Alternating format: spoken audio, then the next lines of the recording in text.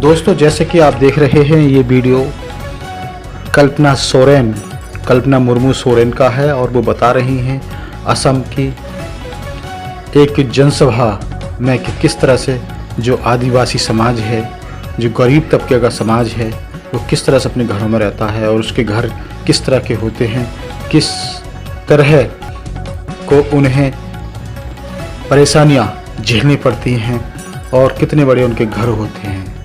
उनके पास परेशानियों का मंजर होता है।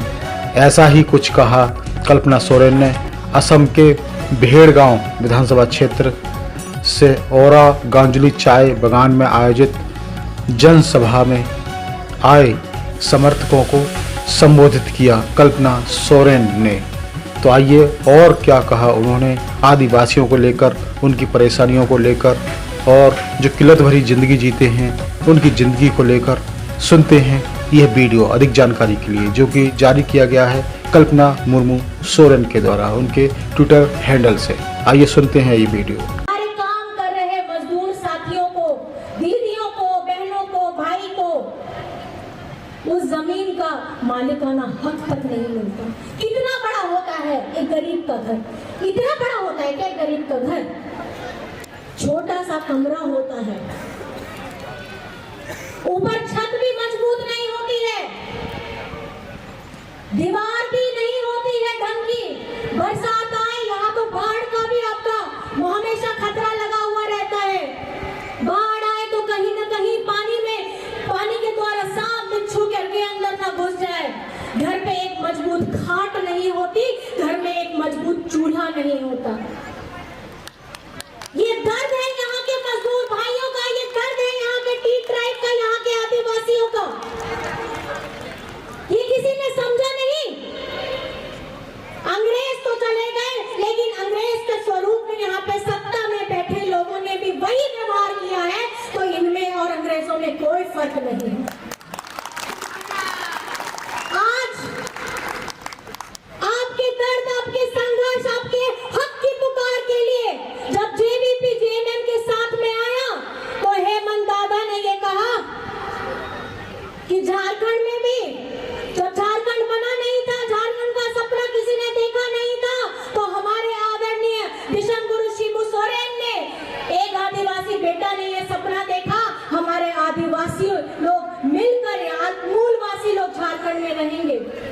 संघर्ष किया, लाठियां खाई, सर फूटा, कितने परिवार के कितने सारे लोग पिछड़ गए, कई लोगों ने अपनी आहुतियां दे दी, जेल चले गए, पूरा जीवन संघर्ष में चला गया।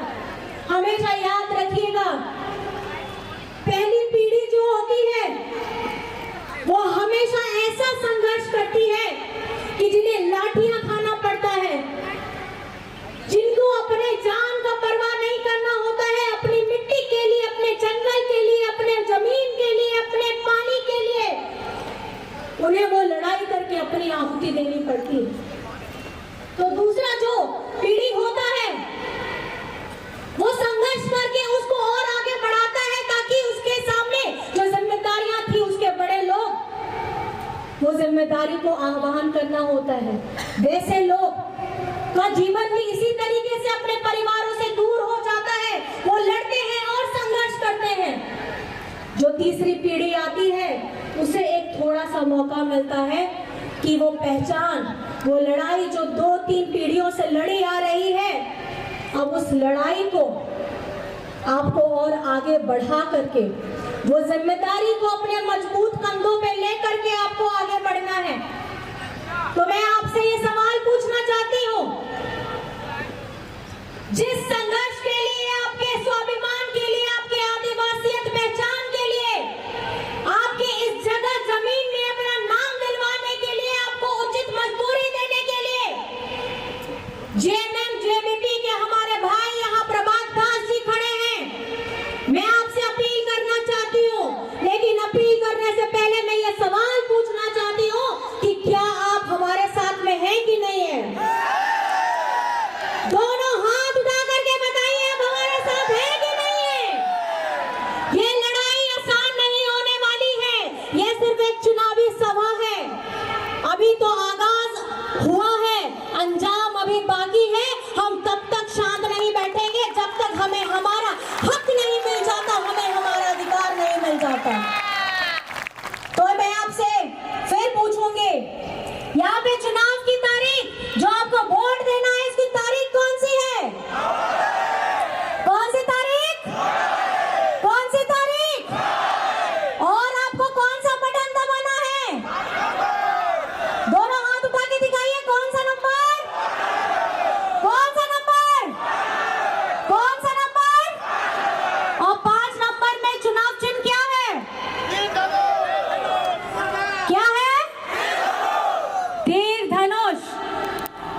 तीर धनुष याद रखिएगा, ये संघर्ष की कहानी बताता है।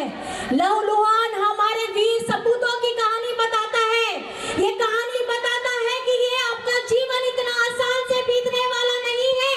आपको अपने हक, अपने अधिकार, अपने सम्मान, अपने पहचान के लिए हमेशा तीर धनुष की तरह, जैसे उन्होंने हमारे वीर सपूतों ने संघर्ष किया, ऐसे आप लोगों को भी संघर्ष करना है।